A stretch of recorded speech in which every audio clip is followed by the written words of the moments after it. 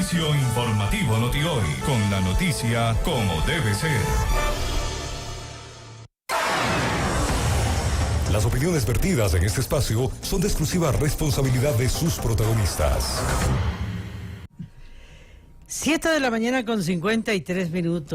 Amigos y amigos, creo que uno de los males mayores que registró nuestra sociedad en el último año es el tema de la corrupción. Continúan los procesos lentos para muchos de los ciudadanos que reclaman celeridad y sobre todo la recuperación de los recursos del pueblo ecuatoriano que fueron asaltados. Hay quienes sostienen que tan solo si recuperásemos el dinero que fue captado de los ecuatorianos, la Comisión Anticorrupción hablaba de alrededor de 35.000 millones de dólares, pues solucionaríamos todos los problemas que actualmente tiene el país. ¿Hay o no hay decisión política para luchar contra la corrupción? ¿Cuál es la lectura sobre las acciones que adopta la Fiscalía y la Justicia? Lo vamos a analizar con nuestros invitados. Nuestra querida socióloga María Arboleda es una activista. Ella ha luchado permanentemente contra la corrupción. La denuncia documentada que exhibió sobre irregularidades, presuntas irregularidades en el manejo de la prefectura de Manabí, por ejemplo, o el señor Zambrano. Ya vamos a dialogar, no sé en qué estado esté ese proceso, pero pese a pronunciamientos y exámenes de Contraloría que hablan de la destitución de este personaje, mantiene en funciones. También está con nosotros el doctor Germán Rodas, es miembro de la Comisión Nacional Cívica Anticorrupción, una instancia ciudadana que no es que inicia sus actividades en este periodo, pues lo hizo en la década pasada, quizá una década compleja. Varios de los miembros fueron perseguidos y hasta emitido órdenes de detención, pues y también perdonados. Ya vamos a hablar al respecto. Desde la ciudad de Cuenca, Fernando Vega, él fue asambleísta. Vamos a recabar su criterio sobre esta lucha necesaria en la que están involucrados, y así debe ser, todos los actores sociales para decir ya basta, no más corrupción. Muchas gracias por acompañarnos, muchas gracias por estar con nosotros, socióloga Arboleda. Inicio con usted. ¿Qué ha representado en esta lucha el 2018? Muchísimas gracias, querida Carmen, por la invitación. Andrés, muchísimas gracias. Saludo a la audiencia de Quito y del Ecuador, y aprovecho también un saludito a nuestro colega de la Comisión Nacional Anticorrupción, Fernando Vega. Entiendo que estará en línea en Cuenca. Sí, así es. Muchas gracias. Bueno, yo creo que el año 2018 ha sido un año extremadamente complejo en muchos ámbitos, pero en especial en el ámbito político y social, y claro, allí entra una evaluación también sobre lo que ha pasado con los temas de corrupción. Quisiera decir en primer lugar pues que es un año en que la sorpresa se instaló, en el sentido de que esperábamos un gobierno, como todos sabemos, que vino pues empaquetado bajo el papel de regalo del correísmo, pero que Lenín Moreno, como todos sabemos, por diversas razones fue tomando distancia del correísmo, y creo yo que en el 2018, a partir del referéndum, se ha establecido una ruta, un camino que ha permitido al Ecuador tener algunos logros y también algunos déficits en otros campos, ¿no? En el campo de los logros me gustaría señalar rápidamente, básicamente, lo que ha sucedido, por ejemplo, con el Consejo de Participación Ciudadana y Control Social en el ámbito del cambio de las autoridades de las principales instituciones del Estado, solamente en ese ámbito. Porque hay también déficit respecto del Consejo de Participación Ciudadana Transitorio, que voy a señalar después. Una acción buena, llevada adelante, a mi juicio, por Contraloría con bastante seriedad, consistencia, coherencia, fundamentos en relación con poner en el proceso público, en el proceso judicial, casos relevantes de corrupción anteriores. Pues hemos visto los últimos que podría citar, el tema de el informe sobre la concesión de los medios, el último tema incluso también de Mariano Zambrano, pero han habido varios sobre los que Contraloría ha puesto atención y sobre todo ha puesto en marcha procesos que podrían llevar al cumplimiento de la justicia, de la investigación y de la justicia. Pienso, sin embargo, que tenemos déficits serios que digamos que tocan a lo que yo diría es la piedra fundamental de la impunidad en el Ecuador, que es justamente este complejo del sistema de justicia, donde dos instituciones centrales o tres son la Fiscalía, la UAFE, la Unidad de Análisis Financiero, y el Consejo de la Judicatura. En el caso de la Fiscalía, pues ya tenemos digamos, varias autoridades que no han logrado cumplir su función.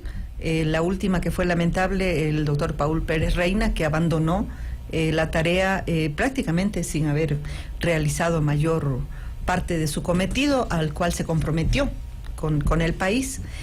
Y pues ahora tenemos una nueva fiscal que todavía no podemos evaluarla, pero que tampoco no se ve claramente una voluntad para llevar adelante casos centrales, por ejemplo, Odebrecht. Todos los casos de Odebrecht, con escasísimas excepciones, están durmiendo el sueño de no sé cómo llamarlos. Y en el caso del Consejo de la Judicatura, que lamentablemente ha dado muchos bandazos, lo cual es muy grave, porque creo que todo el país tiene evidencias de que el sistema de las estructuras de fiscales y jueces están muy contaminadas, en especial en provincias, ¿no? En el campo del combate a la corrupción, quizás Germán profundice un poco. Nosotros, como parte de la Comisión Nacional Anticorrupción, seguimos activando, pero yo personalmente quisiera decir que coincido con las voces que en el país se han levantado, en el sentido de que este es un campo también en que se le debe muchísimo al Ecuador. Y quiero señalar pues que una de las expectativas que teníamos, o que yo tenía, era la posibilidad de que se monte una política pública nacional contra la corrupción. Pero lo que hemos visto hasta ahora han sido gambeteos en el campo de la política pública anticorrupción. Gambeteos, constitución de frentes, de comisiones, de iniciativas que en realidad se lanzan y no tienen, la posibilidad de recoger las denuncias que la sociedad tiene o que se han planteado, y sobre todo de darles un curso de investigación y judicialización. Dos iniciativas, por ejemplo, la constitución del famoso Frente, que fue uno de los primeros que se constituyó y que, bueno, murió sin pena ni gloria, y luego pues ya en este año, en el 2018, se anunció hace unos meses, me parece que alrededor de julio, también una política anticorrupción que no tuvo ninguna concreción. De lo que yo sé, no hay ningún caso que se haya investigado, lanzado, me parece que ya en el ámbito de el ejercicio de autoridad de la doctora María Paula Romo. Y la última que también se lanzó y que tampoco no le veo ninguna concreción. Entonces, en este campo me parece a mí que el 2018 se nos está cerrando con un déficit inmenso. Quisiera señalar que yo quisiera coincidir, después de mi experiencia en la Secretaría Técnica de Transparencia y Anticorrupción del Consejo Transitorio, quisiera coincidir con algo que dijo Pablo Celi y que yo también lo expresé públicamente unos meses atrás. Si hubiera una excelente o una buena política nacional anticorrupción, una de las primeras cosas que hay que hacer es hacer que esta función de transparencia sea efectiva. Hasta ahora es una función inmensa que, a mi juicio, gasta ingentes recursos, incluyendo el cargo de la Secretaría Técnica o la Secretaría Ejecutiva, que tiene un salario muy alto y no hace nada, y que, digamos, nuclea o incluye a todas las superintendencias, la de compañía, la de telecomunicaciones, la de todas, más Contraloría, más Fiscalía, más el propio Consejo de Participación que lo preside, y que si lográramos que estas entidades nacionales, la UAFE, funcionaran, hicieran su función, pues tendríamos la posibilidad de un trabajo mejor para responderle al país. Claro, esa es uno de los propósitos, recuperar la institucionalidad, porque siempre decimos, si es que hubieran funcionado las instituciones, no hubiésemos llegado al punto que ha llegado el país. Doctor Germán Rodas, luego de este escenario que nos describe la socióloga María Arboleda, ¿cuál es la expectativa que tiene la Comisión de Lucha contra la Corrupción? Luego de varias denuncias que ustedes han presentado, entendemos que varias están siendo investigadas por Fiscalía. ¿Qué podemos esperar los ecuatorianos en términos de resultados de las acciones que ha tomado la Comisión? No de ahora, sino de hace varios años atrás. Carmita, buenos días. Andrés, buenos días. Un saludo a los oyentes. Yo creo que es importante recordar que nuestra comisión apareció en mayo del 2015. Es decir, cuando las cosas estaban complicadas en el país y cuando hablar de la lucha contra la corrupción no era una especie de una moda para ser luego candidato, ni cuando era una forma de utilizar la lucha contra la corrupción para la farándula político-electoral. De tal manera que a mí me parece que este es un elemento importante. Nosotros no somos candidatos a nada, que no sea a que nos persigan en algún momento como lo hizo Correa.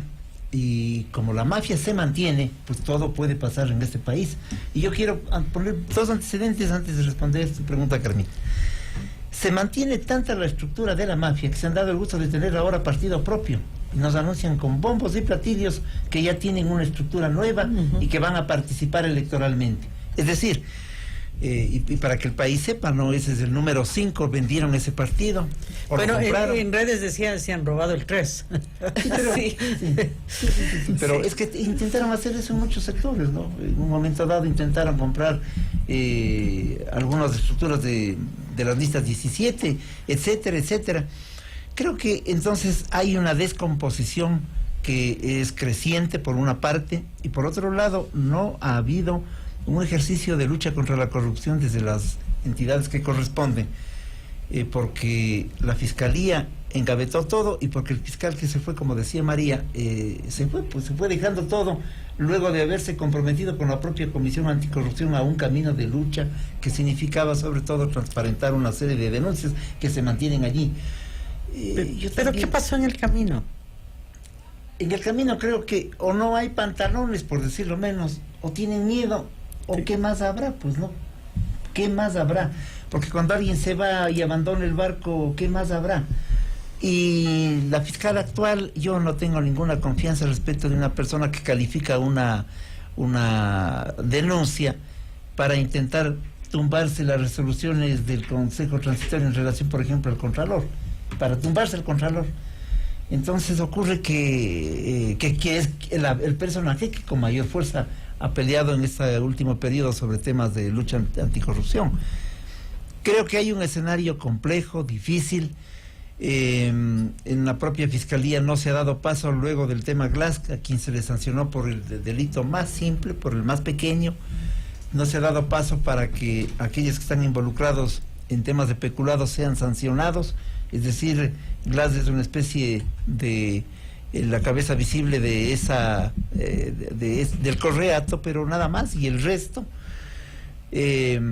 Tendríamos que decir entonces un poco que como balance, ciertamente, y en eso yo coincido, no es el de los mejores. La Asamblea Nacional no pudo redactar nunca la ley por el cual se ponía en marcha lo que la población votó el 4 de febrero, es decir, la muerte cívica, la muerte política de los individuos involucrados en corrupción, al extremo que son candidatos. Es decir, estamos en una situación en la que hay una especie de una componenda de las cúpulas del poder para de todas formas taparse la corruptela, porque tengo la impresión, y esa creo que es la impresión social y en el país, que todo el mundo ha entendido que la función pública desde hace mucho tiempo, no ahora, desde hace mucho tiempo, es un espacio en el cual se puede ingresar para delinquir y acumular recursos. Porque esta es una sociedad que desgraciadamente los sujetos valen en ella en función de la cantidad de recursos que tienen en sus haberes individuales. Desgraciadamente está ocurriendo aquello.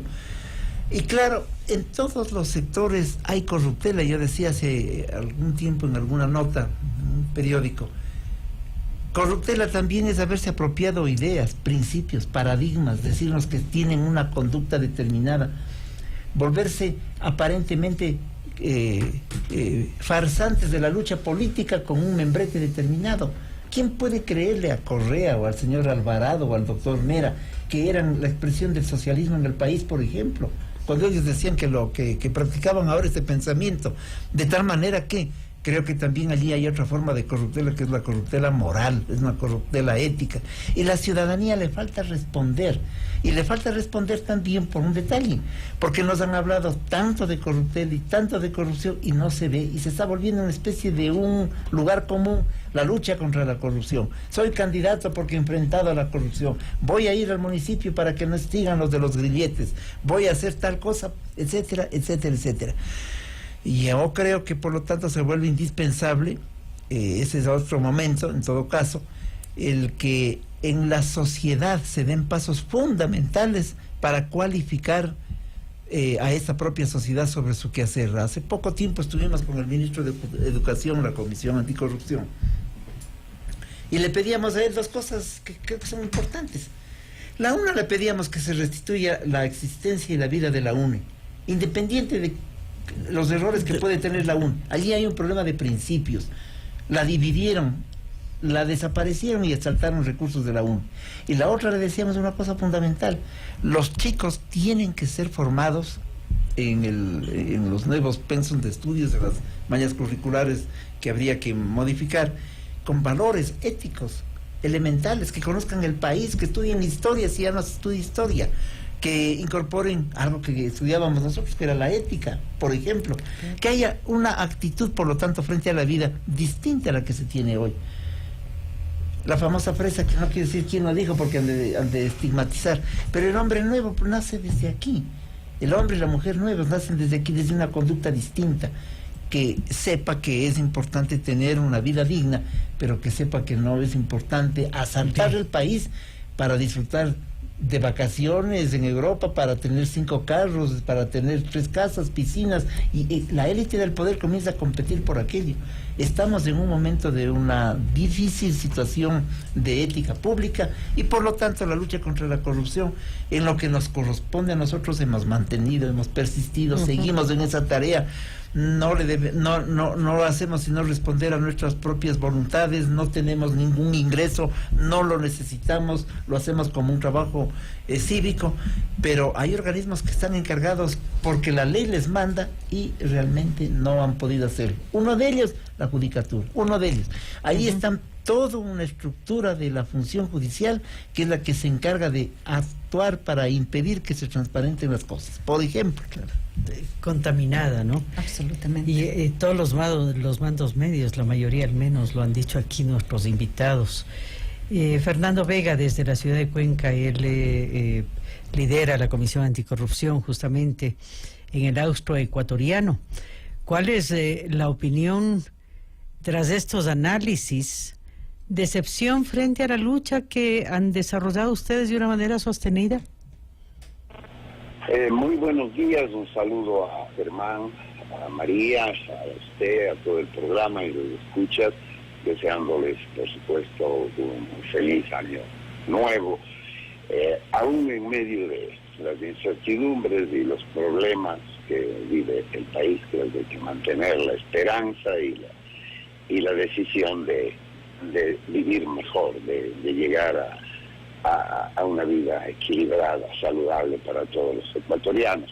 Bueno, yo creo que en primer lugar, pues, no se puede entender todo lo que está ocurriendo si no vamos un poco a la historia. Usted hacía mención de que yo estuve en la Asamblea Constituyente y yo fui parte de la Mesa de Justicia y Lucha contra la Corrupción. Y entonces ya América Latina tenía un diagnóstico sobre la corrupción como una de las amenazas más grandes para la economía, el desarrollo, la democracia, para la vida misma de un Estado, porque la corrupción significa el colapso del funcionamiento de los organismos del Estado que deben estar en favor de la vida social, de la vida del Estado y de la ciudadanía, y cuando esos sistemas colapsa el Estado y la vida social, ¿no? En aquel entonces ya se decía que más o menos en el Ecuador 4.000 millones de dólares de presupuesto era el hueco de la corrupción. Sorpresivamente, durante el ejercicio de la Asamblea nos quitaron a la mesa esa asunción de lucha contra la corrupción, porque nosotros proponíamos fortalecer la Comisión Cívica de Lucha contra la Corrupción, que ya venía funcionando. Y entonces se dedicó pues la Asamblea a construir el famoso quinto poder, el de la participación ciudadana, ¿no? Que tan poco resultados nos da. Ahora, durante los 10 años de Correa, no es que se desinstitucionalizó el país, se institucionalizó de manera perversa. Es decir, se creó una gran institucionalidad perversa, donde la posibilidad de corrupción era un elemento fundamental, porque había que aprovecharse de la gran cantidad de dinero existente en los comienzos del gobierno del correísmo, ¿no? Y entonces se captaron todos los poderes, es decir, la corrupción política era la puerta de entrada para que luego se produjera la corrupción económica, ¿no?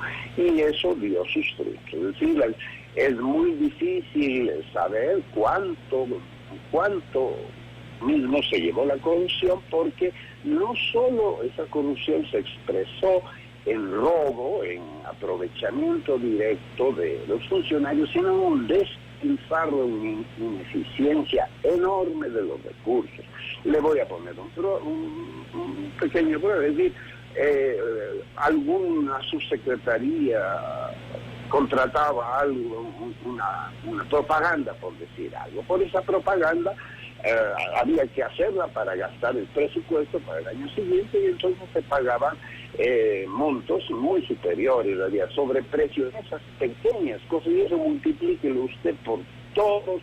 O sea, hubo una distribución alegre de la riqueza a través de actos de corrupción, ¿no es cierto?, que gastaban el dinero de manera ineficiente. Eso es prácticamente imposible recuperarlo. Ahora bien, un tercer punto. Las denuncias de corrupción realmente aparecen en el Ecuador a través del periodismo, a través de la Comisión Anticorrupción, como ha dicho Germán, desde 2015, pero las que realmente han sido eficientes han sido aquellas que provinieron del exterior, es decir, desde las denuncias de Odebrecht, desde las denuncias de los papeles de Panamá, etcétera. Esas denuncias han sido de alguna manera eficaces. ¿Por qué? Porque esas denuncias tocaron y fueron la fuente y la causa de alguna manera de la división, de la destrucción del gobierno, de la herencia del gobierno de Correa. El enfrentamiento entre Lenín Moreno y Correa hizo que esas denuncias contra el frente correísta, contra el que Lenín Moreno tenía que luchar y deshacerse para afianzar en el poder, surgieron efecto en la prisión, en el juicio y prisión, aunque sea con acusaciones menores contra el vicepresidente, y otras que ya venían desde el propio correísmo, evidenciando actos de corrupción, como lo de Capaya, lo de la refinería, etcétera. Toda esta gente que está ya encarcelada o fugada, ¿verdad? Pero más allá de eso, yo diría que esa corrupción que le interesaba a Lenín Moreno que saliera para quitarse de en medio del correísmo que lo tenía totalmente aprisionado, pues hasta ahí ha llegado, ¿no? ¿Por qué? Porque esa institucionalidad perversa sigue estando ahí, sigue estando en los mandos medios, sigue estando en toda la lógica de funcionamiento del Estado, de tal manera que quien quiere luchar contra la corrupción se encuentra todavía con esa institucionalidad perversa, que no funciona para promover la investigación de la corrupción y que no prospera para que se se pueda combatir la impunidad. Bien, ahora bien, María, me pregunto si los niveles de independencia de la Administración de Justicia están funcionando, como lo ha dicho el presidente Moreno, que no quiere intervenir o interferir en las decisiones de la justicia. Se lo pregunto, por ejemplo, por el caso de este grupo especializado de asistencia, GEA, en donde estuvo de alguna forma pues involucrado el propio secretario del presidente Moreno y que finalmente dio un paso al costado, el señor Eduardo Jurado, que admitió haber sido parte de haber sido fundador de esa empresa que se decía realizaba cobros sin la autorización en las cuentas de los usuarios. En ese sentido, digo, ¿están avanzando también este otro tipo de indicios de posibles actos de corrupción de manera independiente o eso queda ahí? Porque aparentemente no ha trascendido mayormente el tema. Efectivamente, Andrés, y muchas gracias por esa pregunta tan relevante. Yo quiero tocar como 3 facetas en relación con esta pregunta. La primera, y voy a dejarlo de GEA para después, voy a tomar y comentar un importantísimo tema que nos ha planteado Fernando en relación con que las denuncias que funcionaron son aquellas que vinieron del exterior. En un primer momento uno puede decir que sí, o sea, los temas de papeles de Panamá, los de Odebrecht, a mi juicio, ¿cuál fue el rol que cumplieron? En gran medida cumplieron un rol de concienciación, o sea, después de que muchos de nosotros estuvimos diciendo, incluyendo la Comisión Nacional Anticorrupción, que había corrupción y denunciándola, también los periodistas, también otros profesionales, pues la llegada de la información concreta, con números de cuenta, con países, con nombres, con montos, incluso en el caso, en este caso de Manduriacu, con los diarios en que se llevaba anotados los procedimientos o los mecanismos o las transacciones de corrupción, digamos, junto a las que también se recuperaron de Brasil, pues a la gente le concienció, yo creo que fue como un campanazo. Pero ¿cuáles de esas denuncias? Tomemos solamente Odebrecht. ¿Cuáles de todo ese conjunto inmenso de denuncias realmente han tenido resultados en el Ecuador? Y ahí quiero decir, en los casos de Capaya, de Polit y de otros, Bravo y todo eso, recordemos, ocurrieron ya durante el gobierno de Correa. A mi juicio, ocurrieron porque Correa, como parte de querer lavarse de estas acusaciones tan grandes de corrupción, de algún modo comenzó a abandonar a aliados, a los más débiles. Y en el tiempo de Correa, con Chiriboga, me parece ya, hubieron una especie de acuerdos para que algunas personas sean procesadas. Esto es lo que queda muy en claro de los emails que saca Capaya. Cuando Capaya se dirige al presidente y más o menos le ruega que no lo abandone, no lo suelte, porque lo que sea. Entonces, ahí usted mira claramente que cuando en el Ecuador se abren posibilidades de que los casos sean judicializados, los casos, la información que viene de afuera tiene donde anclarse. Pero veamos Refinería del Pacífico. En Refinería del Pacífico hay suficiente evidencia. Incluso en Comisión Nacional Anticorrupción hicimos un avance, yo dejé casi listo otra denuncia inmensa por 700 millones en el Consejo Transitorio, pero estos casos no avanzan. ¿Por qué? Porque aunque hay la información, no están judicializados, ni investigados, ni judicializados acá adentro. Hace poco acaba de salir toda la acción que hace, me parece que el Departamento de Justicia de los Estados Unidos, contra 2 personas ecuatorianas por casos de corrupción en la Refinería del Aroma del Pacífico, que aquí no se pueden avanzar y no se puede hacer nada porque Fiscalía no ha avanzado la investigación y peor, estos casos están en procesos judiciales. Entonces sí, efectivamente, digamos, los casos de afuera tienen una inmensa importancia y un inmenso impacto. Pero si acá en el Ecuador, que es lo que estamos diciendo todos, esos casos no cuentan con, digamos, sentencias, con pronunciamientos reales, realmente se quedan dormidos. Entonces, el otro tema. Que se nos viene el tiempo. Ya el tiempo se nos viene. Acabamos de analizar el escenario en la Comisión Nacional Anticorrupción y pues yo quisiera señalar que lo hemos analizado con nuestros mandantes y pues una de las preocupaciones que existen son los eventos de corrupción post-Correa.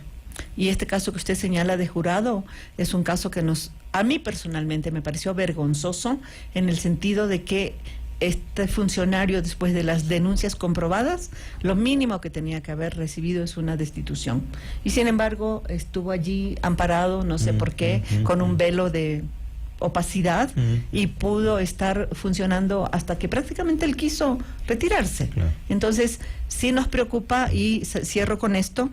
Yo opino que lo que hay detrás de toda esta ineficiencia, incapacidad, como quiera llamársela, son intereses tanto de abogados como intereses de personas que cometieron corrupción o de corporaciones que están en realidad tomados las instituciones que deberían actuar. Decía usted, doctor Rodas, que la mafia se mantiene, y en términos políticos se observa esta suerte de, por ejemplo, heredar los cargos o pretender hacerlo, o buscar a familiares para también, vemos en el caso del Partido Social Cristiano muy claramente cómo se busca, pues, padre e hijo, estar ahí también en la palestra. Se dice, bueno, tienen derecho, pero me pregunto, ¿acaso no hay otras alternativas? Pero en fin, y también en el caso de familia del presidente Moreno, también organizando nuevos movimientos. Es decir, estamos frente a una situación política que trata de afianzar un poco la tradición de cómo se manejan los partidos y movimientos, muy con intereses muy coyunturales y del entorno inmediato. ¿Por qué no logramos que la democracia surja de una manera mucho más aleatoria, más, no sé... más democrática? Más democrática, ¿no? Sí. Porque yo creo que el acto de corruptela que se evidencia en este momento es el tener, entre otras cosas, 200 movimientos políticos, creo que 20 partidos políticos, y hacer de los procesos eleccionarios una especie de trampolín a través de determinados grupos para lograr objetivos de poder y lograr, por lo tanto, asaltar el país. Yo no digo que eso lo hacen todos, pero la gran mayoría es que es inconcebible lo que está pasando en el país. Se fundan grupos con objetivos solamente electorales, y yo pregunto, ¿y cuál es la doctrina, el pensamiento, el criterio ideológico elemental? Porque no solamente es el hecho de tener un membrete y participar, eso está ocurriendo en todo el país. Allí hay un nivel de corruptela real cuando al país se le miente que son grupos todos diversos ideológicamente. El país tiene que concentrarse en 3 o 4 grandes corrientes del pensamiento, no es posible más. Por ejemplo, para hablar del tema electoral, que es un tema absolutamente mediático. Pero también tenemos hechos que creo que valen la pena que el país lo sepa. Cuando nosotros denunciamos Manduriaco, el tema Manduriaco, también denunciamos acompañado el tema Caminosca. Y en el tema Caminosca llegamos a señalar dónde está la plata en algunas cuentas corrientes. Esto no creo que sea nuevo para la opinión pública. Tampoco se hizo nada. Y en el tema de los hermanos Alvarado, se les señaló que ellos adeudan al Estado aproximadamente 4.000 millones de dólares por impuestos, por fuga de impuestos. Y se les persigue por 11.000 dólares debido a alguna irregularidad que se pudo detectar. Entonces, al poner estos dos ejemplos, yo pretendo decir que en el país no se atienden las cosas de la manera de profunda que requiere una investigación de esta naturaleza. Es que parecería que todo el mundo tiene rabo de paja en el país. Esa es la impresión que uno va estableciéndose. Si la judicatura se dedicó a ver cuál es el logo que puede interesarle a su institución, quiere decir que no querían trabajar de fondo en las cosas, o a pelear entre ellos en cosas baladíes. El Consejo de Participación Ciudadana ha hecho lo que ha podido, y creo que al presidente de la República le faltó sensibilidad para captar la propuesta de Julio César Trujillo. Debe seguir existiendo ese instrumento del Consejo de Participación Ciudadana, que ahora estamos abocados a que allí hay un montón de gentes que van a ser candidatos. ¿Y quiénes son? Es decir, son hechos de la realidad, son hechos objetivos. Parecería que tenemos al final del año 18 una especie de frustración sobre lo que ha ocurrido. Y creo que hay mucho de eso. porque quienes podrían o deberían estar involucrados no lo han hecho, y corremos el riesgo que este manto de encubrimiento se siga dando en estas semanas de la campaña electoral. Vamos a estar en otros temas, vamos a estar preocupados por otras cosas, pero al menos algunos de nosotros indignados, porque siguen siendo parte de la campaña electoral en partidos como en la lista 5, ciudadanos vinculados a las mafias. Es decir, es increíble lo que está pasando. Hemos llegado a un punto en el que el desparpajo es de tal naturaleza que nos pongan ahora en el proceso electoral a las gentes vinculadas con aquello. Bien. Y que el propio presidente de la República anuncia, el expresidente de la República anuncia: voy a darles una sorpresa, ya tengo un partido listo. Pero claro, se juntaron, ¿no es cierto? El señor que pedía la pena de muerte y que creo que pedía que se corten el brazo o la mano si se robaban. Se juntaron ellos con los otros que no necesitan decirlo, pero que nos han demostrado qué tipo de gente son. Se han juntado por su calaña. Y creo que el país debe desenmascararlos, debe mirar estas cosas. Y debe mirar también con absoluta certeza qué está pasando en las diversas entidades del país. Y sin embargo, para finalizar, ¿qué nos queda? Nos queda primero la sensibilidad política de nuestro país para que busquen gentes de idóneas en el mando de los organismos seccionales, pero que eso sea un punto de partida para, junto con esos organismos seccionales y la sociedad en su conjunto, avanzar en la toma de cuentas a aquellos que destinaron los recursos del país. Y creo que la justicia debe ser, la Corte Nacional de Justicia debe ser evaluada adecuadamente, debe ser pulverizada.